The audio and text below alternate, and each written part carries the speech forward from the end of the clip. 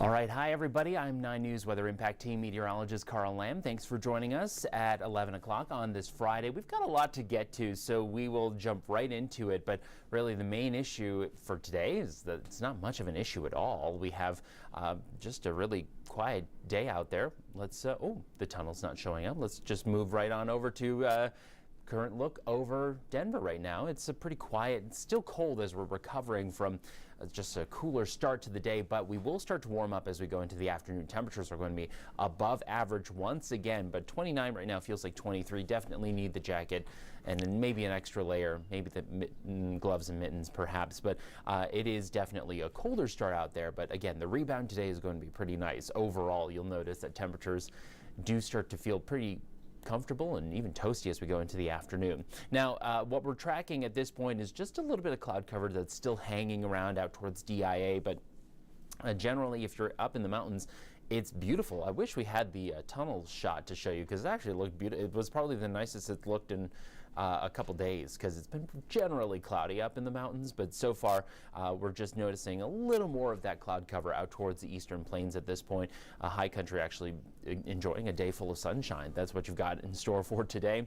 We show you that radar is quiet for now. It is not going to stay that way for very long, because there's some activity on the way. We'll talk about that in just a moment. But here are current temperatures right now. Well, you know where it's cold. It's cold. 6 in Gunnison. It is 21 in Kremling, 27 in Eagles. Very similar conditions throughout high country. And, well, it's quite toasty in Salida, 52 already. So, again, we're going to have a pretty big spread today. The southern portion of Colorado, you know, I mean, you could have a run at the upper 50s, too, in some spots. But very, very big temperature gradients today. When we talk about temperature gradients, it's the difference between the lowest temperature and the highest temperature you see on the map here, and it's a 50-degree gradient right now. So that's impressive. That's Colorado for you. But let's show you what we have in store for today.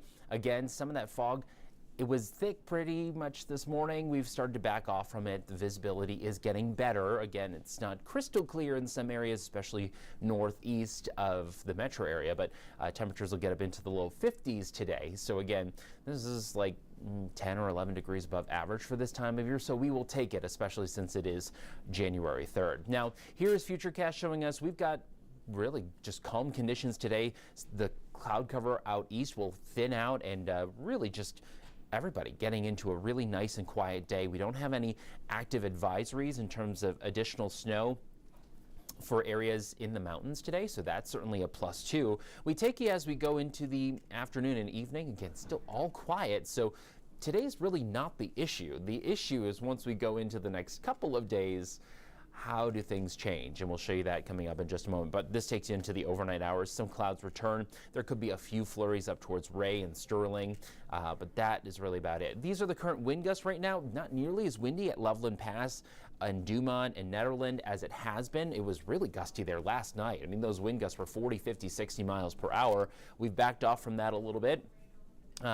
Otherwise, around the metro area, very calm winds, so that doesn't add much to the chill today. Now, the wind gusts throughout the day, not going to be really the issue. I mean, today's overall, again, a very calm and quiet day in the Denver metro area, whether you're in Aurora, Littleton, over towards Golden, Evergreen, up towards Arvada, Dacono, Erie as well. So quiet conditions, at least for now. Then the change is, well, as we go into the day tomorrow, you start to notice, wow, things are really filling in on this Futurecast model. The one we're showing here is more of a macro scale, so it doesn't have the fine detail that you may have seen us use on other runs, but I think we want to just kind of paint the story here that this is more of the type of system that will bring general snow to most of the metro area. Now, again, how much? We'll show you that in a moment. But the main issue is that we'll have that mountain snow as we go into Saturday. So if you are traveling I-70 towards Glenwood Springs, over towards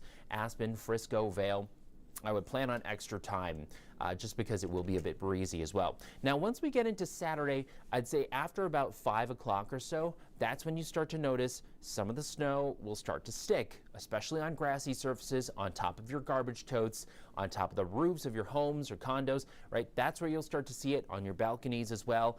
And then as temperatures continue to cool down, it will stick on the roads. So by Saturday evening, that's when it'll start to stick. And that is probably the bigger concern But notice as you move out towards the eastern plains, the precipitation actually gets steadier. So that's where you could have some higher amounts too. But notice that, again, it will clip the metro area. Just in terms of the intensity of it, I do think that the more intense snow will be a little further east of the metro area. So notice that this is going to be kind of more impactful as you head out towards Kit Carson County, Yuma County, and as you head down towards areas in the southern portion, southeastern portion of the state. That's where you could have some slick conditions. I'd say I-25 and I-25 headed south, I-70 headed east. Probably going to be pretty slick as we go into Saturday night and into Sunday morning as well. Now, we could have a few flurries around early in the day on Sunday, but it should start to clear up by the time the game gets underway.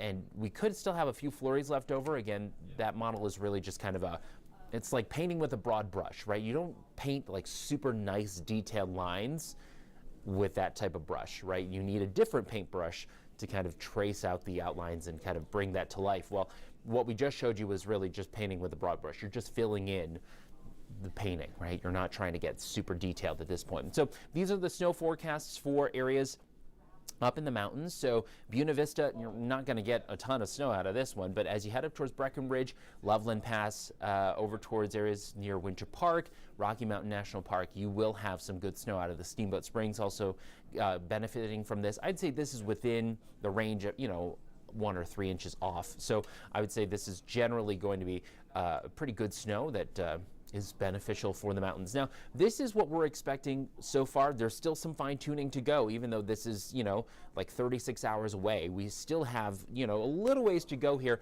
I'd say around the Denver metro area, right downtown, maybe 1 inch to 2 inches. As you go a little further east, that's where you have the better chance of seeing those higher snowfall totals.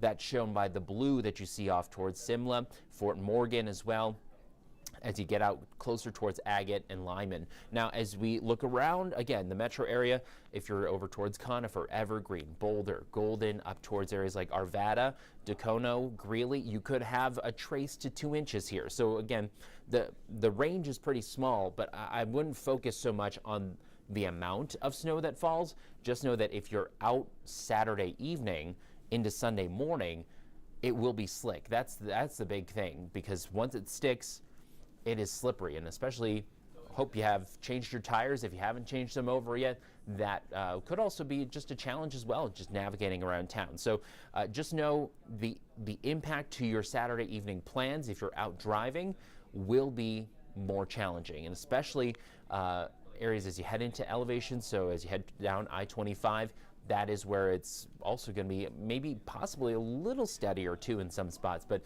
we've already seen on New Year's Eve what a little bit of snow can do on I-25 as you were just past Castle Rock. I mean, that led to a pretty intense set of pileups, right? I mean, we had 20 cars involved and no one was hurt, thankfully. But again, just a little bit of snow could lead to some pretty big impact. If you are headed to the game on Saturday, we have some cold conditions. You will definitely need to layer up. I would say 3, 4, 5 layers, not out of the question, especially when it's this cold. So make sure you dress warm as you root on the Broncos, but temperatures will be falling as we go into the 20s by the time kickoff starts at 2:25. By the time the game's over, again, temperatures well into the lower 20s. So hand warmers too in the gloves, a good idea. Hand warmers in the boots, also a solid idea as well. Here's a look at that 7-day forecast. We are calling for a potential weather impact day as we go into the day on Saturday. Really is that second half of Saturday, and if I could slice it up even more, I'd say the last quarter of Saturday into Sunday morning. That's where we have the potential for snow that will lead to some accumulations even on the roads too. It's not going to be just a kind of a pretty mood-setting snow type of event. This will stick to the ground. It will make things pretty slick. We go into Sunday. Still keeping an eye on that even into the morning hours before it starts to taper off. I'd say by about 9 or 10 o'clock, we're going to see this kind of ease a bit. And then it's still cold. We get this pop of warmth on Monday. I'm calling it warmth. It's all relatively speaking. And then we go into Tuesday. This could be another shot of snow. Certainly keeping an eye on this as many people are back into the routine of going to work, back to school. Could time out that this looks like it's around the evening commute on Tuesday. So we're going to watch that closely. Of course, things could change. It's still 4 or 5 days out. again, a lot could change between now and then. So we'll have more on that forecast, and then we'll start to rebound. Temperatures return a little bit closer to average as we go into the second half of next week. Thanks for tuning in. We'll have an updated forecast for you coming up on 9 News at noon.